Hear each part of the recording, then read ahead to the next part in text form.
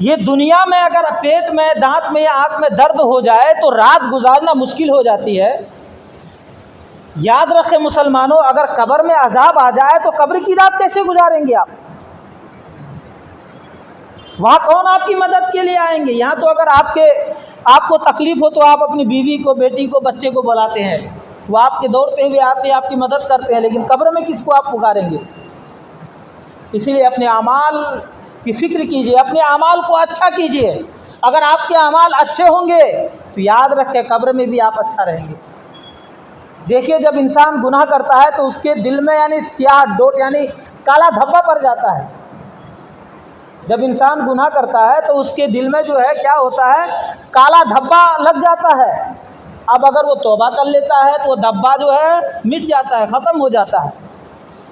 لیکن اگر وہ انسان توبہ نہیں کرتا ہے تو پھر وہ دھبا بڑھتے بڑھتے بڑھتے یعنی ایسا کالا ہو جاتا ہے، ایسا یعنی دل سیاہ ہو جاتا ہے کہ پھر اچھی اور بری کی تمیز بھی نہیں رہتی اس انسان میں، کیا اچھا ہے کیا برا ہے وہ فرق نہیں کر پاتا۔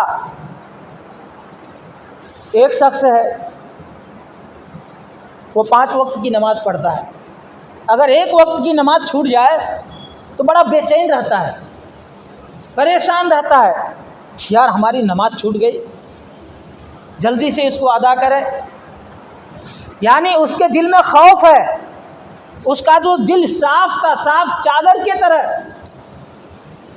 اس کو فکر ہے کہ کہیں اس چادر میں کالا دھبا نہ لگ جائے، وہ ڈاؤٹ نہ آ جائے، اور اس بدنما داغ کی وجہ سے وہ چادر دکھنے میں خراب نہ لگے۔ تو وہ انسان نماز پڑھتا ہے، اور کوئی انسان ہے جو 5 وقت کی نماز ہی نہیں پڑھتا تو اسے فکر کیا ہوگا؟ چاہے کتنا بھی گناہ ہو، چاہے نماز پہ نماز چھوٹے، تو اس کو جو ہے تو کوئی فکر لاحق نہیں ہوتی۔ لیکن میرے ملت کے نوجوانوں، جو اچھا انسان رہتا ہے، جو اپنے اعمال کی فکر کرتا ہے، جب وہ انسان قبر میں جاتا ہے تو قبر اس سے کیا کہتی ہے کہ آنے والا تو بہت اچھا آیا ہے، تیرے آنے سے پہلے میں مٹی کا ڈھیر تھی، لیکن جب سے تو آیا ہے، جب سے تو میرے سینے میں دفن ہوا ہے، جنت کی کھڑکیاں کھول دی گئی ہے، اب تیرے آنے کی وجہ سے مجھے قبر میں راحت مل رہی ہے۔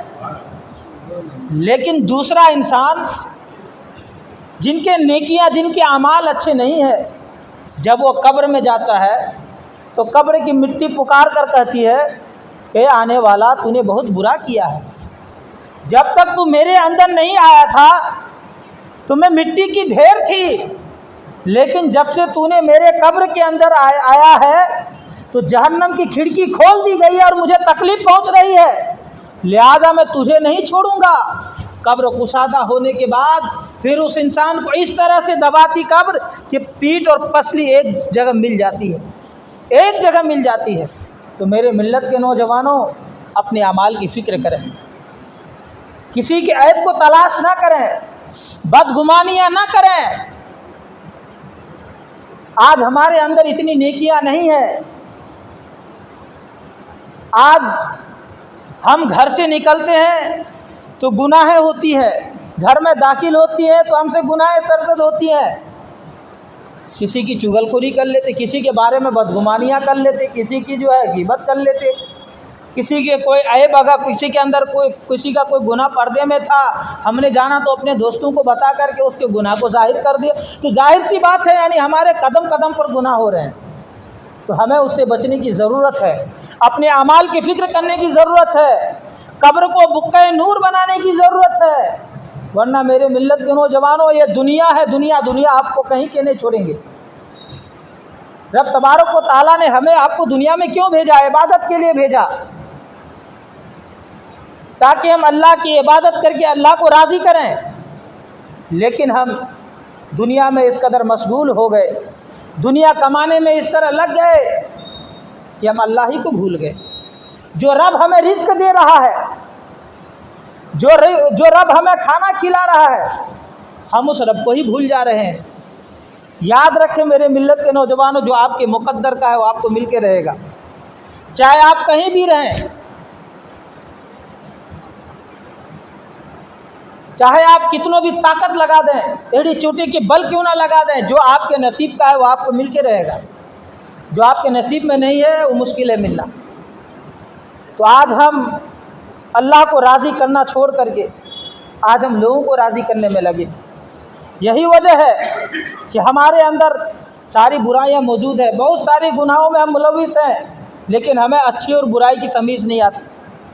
آئیے میں آپ کو بتاتا چلوں، ایک اللہ والے کا انتقال ہو گیا۔ دیکھیے بدگمانی کیسی بری چیز ہے۔ ایک اللہ والے کا انتقال ہو گیا، جب ان کا انتقال ہوا تو ان کے معاشرے، ان کے رشتہ داروں نے ان کو کفنانے اور دفنانے سے انکار کر دیا۔ اب سوچو، اللہ والے، اللہ کے ولی تھے، ان کے رشتہ داروں نے، محلے والوں نے کیا کیا، ان کو جو ہے کفنانے اور دفنانے سے انکار کر گیا۔ اب سوچو کون ایسی گناہ تھی اس کے اندر۔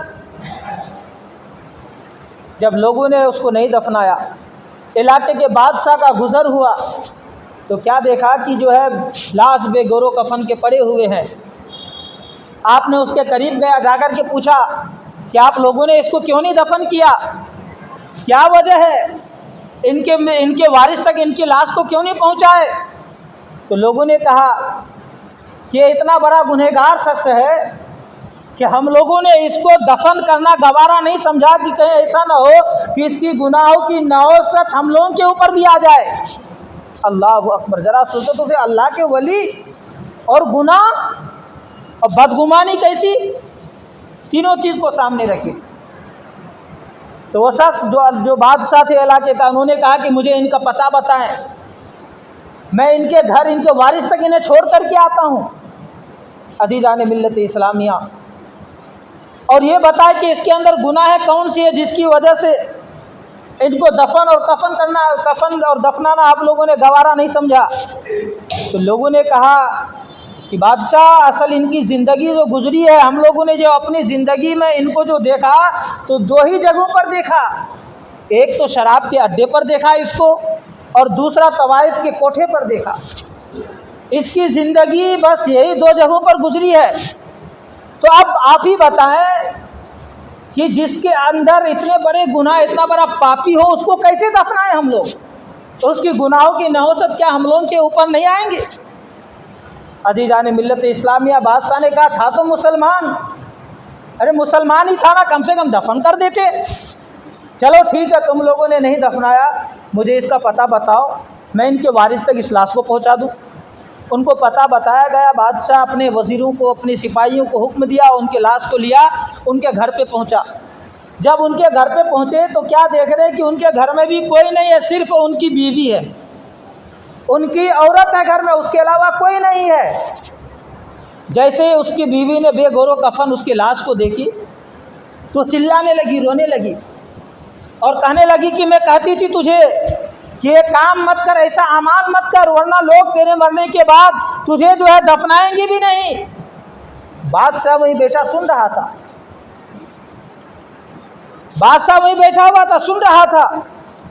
بادشاہ نے بولا کہ یہ بتائیے آخر کون سی گناہ تھی ان کی جس کی وجہ سے لوگوں نے اس کو نہیں دفنایا؟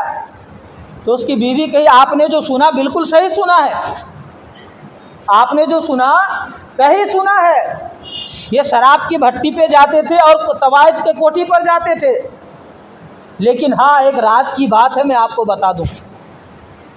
اب یہ راز کی بات کو آپ سمجھیے، جس کی بنیاد پر ان لوگوں نے بدگمانی کر کے ان کو دفن کرنا گوارا نہیں سمجھا، وہ راز کی بات یہ تھی کہ اس کی بیوی نے کہی کہ ہاں یہ تو صحیح ہے، یہ شراب کے اڈے پر جاتے تھے اور یہ روزانہ شراب خریدتے تھے، اور خریدنے کے بعد وہ شراب کو لاتے تھے اور شراب کی بوتل کو زمین پر پٹک دیتا تھا، اور یہ کہتا تھا کہ کم سے کم کچھ لوگ تو اس شراب کو پینے کی وجہ سے بچیں گے، اتنے گناہوں سے تو کچھ لوگ بچیں گے۔ میں تو پوری دنیا کے لوگوں کو گناہوں سے نہیں روک سکتا، لیکن اتنے شراب جو میں نے خریدا ہے، اتنے شراب پینے سے امت محمدیہ تو بچیں گے، اور وہ اتنے گناہ کرنے سے تو رکیں گے۔ یہ شراب کے اڈے میں ضرور جاتے تھے، لیکن اس کے یہ اعمال تھے، ان کی یہ نیکیاں تھی کہ شراب خرید کر کے وہ شراب کے بوتل کو توڑ دیتے تھے کہ تاکہ لوگ شراب نہ پئیں اور گناہ نہ کریں۔ بولے چلو ٹھیک ہے، بات تو سمجھ میں آ گئی۔ لیکن طوائف کے کوٹھے پر جانا، تو بولے کہ دیکھیں طوائف کے کوٹھے پر جاتی تھی، یہ پیسے لیتی تھی، یہ پیسے لیتے تھے، پیسے لینے کے بعد طوائف کے کوٹھے پر جاتی تھی اور جانے کے بعد دروازے پر دستک دیتے تھے۔ جب دروازہ کھل جاتا تھا تو یہ اس طوائف کو پیسہ دیتے تھے، اور پیسہ دینے کے بعد اس طوائف کو کہتے تھے کہ دیکھ جو تمہاری قیمت تھی آج میں نے چکا دیا، جو تمہاری ضروریات تھی میں نے پوری کر دی، اب دروازہ بند کر لے، کسی کے لیے دروازہ مت کھولنا۔ تو وہ اس لیے وہاں جاتے تھے کہ کم سے کم اس طوائف کو گناہوں سے روکے، یہ ان کے اعمال تھے۔ لیکن میرے ملت کے نوجوانوں ذرا سوچے تو صحیح کہ لوگوں نے جو ہے اس سے بدگمانی کی کہ وہ شراب کے اڈا پر جاتا ہے، شراب پیتا ہوگا، اور وہ جو ہے تو طوائف کے کوٹھے پر جا کر کے جو ہے تو طوائف کے ساتھ جو ہے یعنی بد کردار جو ہے تو کرتے ہوں گے۔ لیکن دیکھیں کتنا اچھا عمل تھا ان کا، کتنا اچھا عمل تھا جس سے اللہ اور اس کے رسول اس کے اس عمل کی وجہ سے راضی تھے۔ اللہ نے اس کو اپنا ولی بنایا تھا، اپنا دوست بنایا تھا اس کو۔ شراب کے اڈے میں جا کر کے شراب خریدنا اور اس کو جو ہے گناہوں سے لوگوں کو بچانا، طوائف کے کوٹھے پر جا کر کے پیسے دے کر کے دروازہ بند کر دینا، لوگوں کو گناہوں سے بچانا، کتنا بڑا کتنا اچھا عمل ہے، کتنے اللہ کے محبوب بندے ہوں گے وہ۔ لیکن بدگمانی کی وجہ سے دیکھیں لوگوں نے اس کو کفنانا اور دفنانے تک گوارا نہیں کیا۔ تو میرے ملت کے نوجوانوں اسی لیے ہمیں بدگمانی سے بچنے کی ضرورت ہے۔ آج ہمیں بدگمانی سے بچنے کی ضرورت ہے، اور انسان کے اندر اگر کوئی عیب ہے تو اس کو پردہ پوشی کی ضرورت ہے۔ لیکن یاد رکھیں آج ہم ان چیزوں سے دور ہیں، ہم بدگمانیوں کے شکار ہوتے چلے جا رہے ہیں۔ آپ دیکھیں بہت سارے لوگ جمعہ کی نماز کے لیے آئے ہیں، بہت ساروں کے ساتھ ایسی مجبوریاں ہوتی ہیں جو گھر جا کر کے سنت ادا کرتے ہیں، بہت سارے لوگ ایسے ہیں جو سنت ادا کر کے جاتے ہیں، اور بہت سارے لوگ ہیں جو پڑھتے بھی نہیں ہیں، ایسے بھی لوگ ہوں گے۔ تو کچھ لوگ کیا ہے ان کے لیے بدگمانیاں کرتے ہیں کہ لوگ یار آتے نماز پڑھنے کے لیے 2 رکعت پڑھ کے بھاگ جاتے چلے جاتے ہیں۔ اب جانے والے تو خوش ہو گئیں گے کہ اچھی بات ہے، امام صاحب ہمارے سپورٹ میں بات کر رہے ہیں، ہم گھر میں جا کر کے نہ پڑھے چلے گا۔ لیکن میرے ملت کے نوجوانوں یاد رکھیں جمعہ کے بعد کی جو سنت ہے وہ سنت موقدہ ہے، ہر حال میں پڑھنا ضروری ہے۔ اگر آپ کو موقع آپ کے پاس اگر ٹائم ہے تو مسجد میں پڑھ کے جائیے، ورنہ گھر میں جا کر کے پڑھیے، کہیں بھی آفس سے آپ آئیں آفس میں جا کر کے پڑھیے، جہاں آپ کو موقع ملے وہ نماز پڑھیے۔ تو اب کیا ہوتا ہے کہ ہمارے اندر بدگمانیاں ہو جاتی کہ یار وہ بندہ نہیں پڑھتا ہوگا، اس طرح کی سوچ آتا ہے۔ اسی لیے کہا گیا ہے، میں خود ایک آدمی کے بارے میں اپنے بارے میں بتا رہا ہوں، میں خود ایک آدمی کے بارے میں یعنی بدگمانی کا شکار ہو گیا تھا، تو میرے دل میں آیا یار میں اس کے بارے میں برا سوچتا ہوں، میں کیوں نہ اس سے پوچھ لوں کہ بھائی آپ نماز کیوں نہیں مسجد میں آتے پڑھنے۔ اصل میں اس کو کچھ پریشانی ہے جس کی وجہ سے وہ مسجد میں آ کر کے نماز نہیں پڑھ سکتا ہے۔ تو میں نے اس سے ایک دن پوچھا کہ بھائی آپ نماز پڑھتے ہیں، گھر میں 5 وقت پڑھتے ہیں، لیکن مسجد کیوں نہیں آتے؟ اور یقیناً وہ بندہ 5 وقت کی نماز پڑھتا ہے۔ تو میں نے اس سے پوچھا تو انہوں نے مجھے بتایا کہ حضرت دیکھیے اصل میں ہمارا جو نا گول بلاڈر کا آپریشن ہوا ہے، اور جو کھانا ہضم کرتا ہے، ہضم کرنے والی چیزیں ہمارے پیٹ سے نکال دیا ہے۔ اب میرا حال یہ ہوتا ہے کہ میرا جو تو وضو ٹکتا ہی نہیں ہے، رکتا ہی نہیں ہے، اسی لیے میں کیا کرتا ہوں کہ گھر ہی میں نماز پڑھتا ہوں۔ اب دیکھیں ان کے ساتھ عذر کتنا بڑا عذر ہے، لیکن بدگمانی کے شکار ہو گئے تھے۔ تو میں نے کیا کیا، اس سے ڈائریکٹ جا کر کے پوچھا، بدگمانیاں ختم ہو گئی۔